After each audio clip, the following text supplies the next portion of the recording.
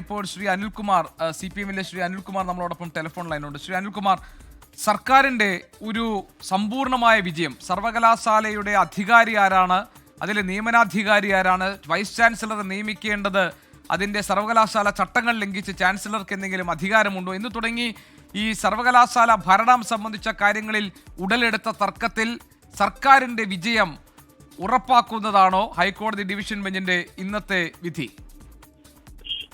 നമ്മുടെ സർവകലാശാലകളില് ചാൻസലർ പദവി ദുരുപയോഗം ചെയ്ത് അധികാര ദുർവിനിയോഗം നടത്തിയ ആരിഫ് മുഹമ്മദ് ഖാനും ഇപ്പോൾ ശ്രീ ആർലേക്കർക്കും 10ാമത്തെ കോടതി വിധിയാണ് യഥാർത്ഥത്തിൽ എന്താണ് കൃത്യമായി നിയമത്തിൽ പറയുന്നതെന്ന് ചൂണ്ടിക്കാണിക്കുന്ന വിധികളായിട്ടുള്ളത്. കോടിക്കണക്കിന് രൂപയാണ് ഇവർ കേരളത്തിലെ കാവ്യവൽക്കരണത്തിന് വേണ്ടി സർക്കാർ ഖജനാവിൽ നിന്നെടുത്ത് ദുരുപയോഗിച്ചുകൊണ്ടിരിക്കുന്നത്.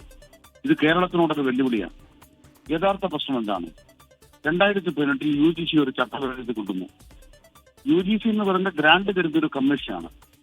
അവർക്ക് സർവകലാശാല VC നിയമനം സംബന്ധിച്ച് നിയമം ഉണ്ടാക്കാൻ അധികാരമില്ല. അവർ ചട്ടഭേദഗതി കൊണ്ടുവന്നിട്ട് അവരുടെ ഒരു നോമിനി ഉണ്ടായിരിക്കുമെന്ന് പറഞ്ഞു. അതിനുശേഷമോ ചാൻസലറുടെ നോമിനി എന്ന് പറയുമ്പോൾ കേന്ദ്ര സർക്കാരുമായി ബന്ധപ്പെട്ട IIT-കളിലെ ഏതെങ്കിലും RSSകാരെ നിയമിക്കുകയാണ്. അതിന് ചാൻസലർക്ക് അധികാരമില്ല. ചാൻസലർ തന്റെ നോമിനിയെ കണ്ടെത്തേണ്ടത് RSSന്റെ ശാഖയെന്നല്ല. അവർ കണ്ടെത്തേണ്ടത് സംസ്ഥാന സർക്കാരിന് കത്ത് കൊടുക്കണം. ഞാൻ ഗവർണറായിരുന്നു, ചാൻസലറായി. VC നിയമനത്തിലെ സെർച്ച് കമ്മിറ്റിയിലേക്ക് ഒരു പേര് തരണം. സർക്കാർ പേര് കൊടുക്കും. UGCയുടെ നോമിനി വരും, സിൻഡിക്കേറ്റിന്റെ നോമിനി വരും. അവർ പാനലുണ്ടാക്കും, നിയമപ്രകാരം നിയമനം നടത്തും. അതിനു പകരം UGCയുടെ നോമിനി RSSകാരൻ, ഗവർണറായ RSSകാരൻ കണ്ടെത്തുന്ന നോമിനിയും RSSകാരൻ. 2 RSSകാർ ചേർന്നിട്ട് ഒരാളെ തീരുമാനിച്ചു കഴിഞ്ഞാൽ പിന്നെ കേരളത്തിലെ സർവകലാശാലയിലെ RSS ഭരിക്കില്ലേ? സിസ തോമസും മോഹൻ കുന്നുമ്പലും മാത്രമല്ല, അതിനേക്കാൾ കടുത്ത സംഖ്യകൾ കേരളത്തിലെ സർവകലാശാലയെ ഭരിക്കും. അത് തടയാൻ നടത്തുന്ന യുദ്ധമാണ് കേരളത്തിന്റെ യുദ്ധം. ആ യുദ്ധത്തിന്റെ ഒരു ഭാഗമാണ് നമ്മൾ കേരളത്തിൽ ഭേദഗതിയിലൂടെ ചാൻസലർ പദവി മാറ്റിക്കളക്ക്. അതിനോട് പൊരുത്തപ്പെടാൻ ആരിഫ് മുഹമ്മദ് ഖാൻ തയ്യാറായില്ല. ആരിഫ് മുഹമ്മദ് ഖാനെ കൂട്ടുനിൽക്കുകയാണ് ദ്രൗപദി മുർമു രാഷ്ട്രപതി എന്തൊക്കെ ചെയ്തത്. ഭരണഘടനയെ വഞ്ചിക്കുകയാണ് രാഷ്ട്രപതി മുർമു ചെയ്തിരിക്കുന്നത്. മദ്രാസ് കോടതിയുടെ വിധി കണ്ടില്ലേ? അവിടെ ഗവർണർ ഒപ്പിടാതെ നിയമം പാസ്സായിരിക്കുന്നു. ചാൻസലർ പദവിയിൽ നിന്ന് ഗവർണർമാർ പുറത്തായിരിക്കുന്നു.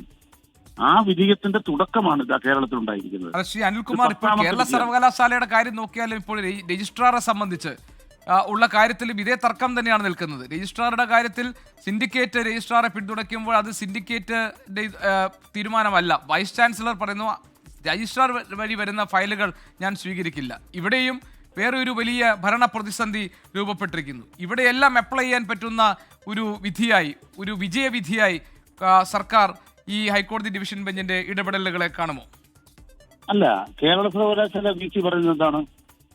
കോത്താരി കമ്മീഷനകത്ത് കോത്താരി പറയുന്നുണ്ട്. എന്താ പറയുന്നത്? VC ആണ് സർവാധികാരി, അല്ലെങ്കിൽ ചാൻസലറാണ് സർവാധികാരി. സിൻഡിക്കേറ്റിന് കാര്യമൊന്നുമില്ല. സിൻഡിക്കേറ്റിലെ VC ആണ് പരമാധികാരി. സിൻഡിക്കേറ്റ് കൂടണമെന്ന് പോലുമില്ല, സെനറ്റ് കൂടണമെന്നുമില്ല. ഇത് ജനാധിപത്യ രാജ്യമാണെന്ന് കുന്നുമ്മൽ മോഹനോട് ആരെങ്കിലും പറഞ്ഞു കൊടുത്ത്. ആ നിയമത്തിൽ എന്താ പറയണത്? ഒന്ന് രജിസ്ട്രാറിന്റെ അപ്പോയിന്റ്മെന്റ് അതോറിറ്റി സിൻഡിക്കേറ്റ് ആണ്, VC അല്ല. മോഹൻ കുന്നുമ്മലിന് മലയാളത്തിൽ മനസ്സിലാക്കാൻ മലയാളത്തിൽ നിയമം പറഞ്ഞു കൊടുക്കാം. അദ്ദേഹം ഡോക്ടർ ആയതിലേക്ക് മനസ്സിലാവില്ല. അപ്പോയിന്റ്മെന്റ് അതോറിറ്റിക്ക് സസ്പെൻഡ് ചെയ്യാൻ അധികാരമുള്ളൂ. അപ്പൊ അദ്ദേഹം സസ്പെൻഡ് ചെയ്തു. സസ്പെൻഡ് ചെയ്തപ്പോൾ കേരള സിൻഡിക്കേറ്റ് വിളിച്ചു കൂട്ടേണ്ടി വന്നു. എന്തിനാ സിൻഡിക്കേറ്റ് വിളിച്ചു കൂട്ടേണ്ടി വന്നത്? സിൻഡിക്കേറ്റ് വിളിച്ചു കൂട്ടേണ്ടി വന്നത് കൃത്യമായി പറഞ്ഞാൽ കോടതിയിൽ എന്ത് നിലപാടെടുക്കണം. രജിസ്ട്രാറുടെ കേസ് കോടതി വന്നപ്പോൾ സിൻഡിക്കേറ്റിന്റെ അഭിപ്രായം എന്താണെന്ന് ജസ്റ്റിസ് നാഗരീഷ് ചോദിച്ചു. സിൻഡിക്കേറ്റ് കൂടാതെ പറ്റത്തില്ല. സിസ തോമസ് സിൻഡിക്കേറ്റ് വിളിച്ചുകൂട്ടിയപ്പോൾ സിൻഡിക്കേറ്റുകാർ പറഞ്ഞു സസ്പെൻഷനോട് ഞങ്ങൾ യോജിക്കുന്നില്ല. സിൻഡിക്കേറ്റിന്റെ അഭിപ്രായം അതാണെന്ന് സിൻഡിക്കേറ്റ് യോഗത്തിൽ തീരുമാനിക്കപ്പെട്ടു കഴിഞ്ഞാൽ പിന്നെ മോഹൻ കുന്നുമ്പലിന് എന്ത് കാര്യം? ഈ രജിസ്ട്രാർ സസ്പെൻഷനിലാണോ? അങ്ങനെ അദ്ദേഹത്തിന് പറയാൻ പറ്റുമോ? ആനയുടെ പുറത്ത് കയറിയിട്ട് തലതിരിഞ്ഞിരുന്നിട്ട് ഞാൻ ഇരിക്കുന്ന പോലെ ആന തിരിഞ്ഞോട്ടെ എന്നാണ് കുന്നുമ്മൽ മോഹനം പറയുന്നത്. ഇതൊന്നും കേരളത്തിൽ നടക്കാൻ പോകുന്നില്ല. നിയമം മാത്രമാണ് ഭരിക്കേണ്ടത്. നമ്മുടെ കേരള സർവകലാശാലയിൽ നിയമവിരുദ്ധമായി പ്രവർത്തിക്കുന്ന VCയുടെ നിലപാട് തിരുത്തണം. അതിന് കൃത്യമായ സന്ദേശമാണ് ഈ കോടതി വിധി. ശരി, ഏതായാലും സർക്കാരിനെ സംബന്ധിച്ച് ഒരു വിജയവിധിയാണ് എന്നാണ് ശ്രീ കെ അനിൽകുമാർ, CPM പ്രതിനിധീകരിച്ച് ശ്രീ കെ അനിൽകുമാർ നമ്മളോടൊപ്പം ചേർന്ന് പറഞ്ഞത്. അദ്ദേഹം പറഞ്ഞ പറഞ്ഞത് സർക്കാരിനെ സംബന്ധിച്ച് അല്ലെങ്കിൽ സർവകലാശാല ഭരണം സംബന്ധിച്ച കാര്യങ്ങളിൽ ചട്ടങ്ങൾ കൃത്യമായി കാര്യങ്ങൾ വ്യക്തമാക്കിയിട്ടുണ്ട്. അവിടെ RSS വൽക്കരിക്കാൻ വേണ്ടി നടത്തിയ ശ്രമങ്ങൾക്കേറ്റ തിരിച്ചടിയാണ് ഹൈക്കോടതി ഡിവിഷൻ ബെഞ്ചിന്റെ ഭാഗത്ത് ഇപ്പോൾ ഉണ്ടായിരിക്കുന്നതാണ്. ഹൈക്കോടതി ഡിവിഷൻ ബെഞ്ച് പറഞ്ഞിരിക്കുന്നത് വൈസ് ചാൻസലർമാരുടെ നിയമനം എന്നത് സർക്കാർ നൽകുന്ന പട്ടികയിൽ നിന്നാണ്. മാത്രമല്ല ഇനി താൽക്കാലിക VC-മാരെ നിയമിക്കുകയാണെങ്കിൽ അവരുടെ കാലാവധി 6 മാസമായി നിജപ്പെടുത്തിയിരിക്കുന്നു ഹൈക്കോടതി ഡിവിഷൻ ബെഞ്ച്. അതും കഴിഞ്ഞാൽ സ്ഥിരം VC-മാരെ നിയമിക്കുക അതിലായിരിക്കണം ശ്രദ്ധ വേണ്ടത്. കാരണം അത് വിദ്യാർത്ഥികളുടെ ഭാവിയെ ബാധിക്കുന്ന പ്രശ്നമാണ്. ഹൈക്കോടതി ഡിവിഷൻ ബെഞ്ചിന്റെ ഈ സുപ്രധാനമായ വിധി കേരളത്തിൽ ഗവർണർക്കേറ്റ നിയമപരമായ വലിയ തിരിച്ചടിയാണ് എന്ന് വിലയിരുത്തപ്പെടുന്നു.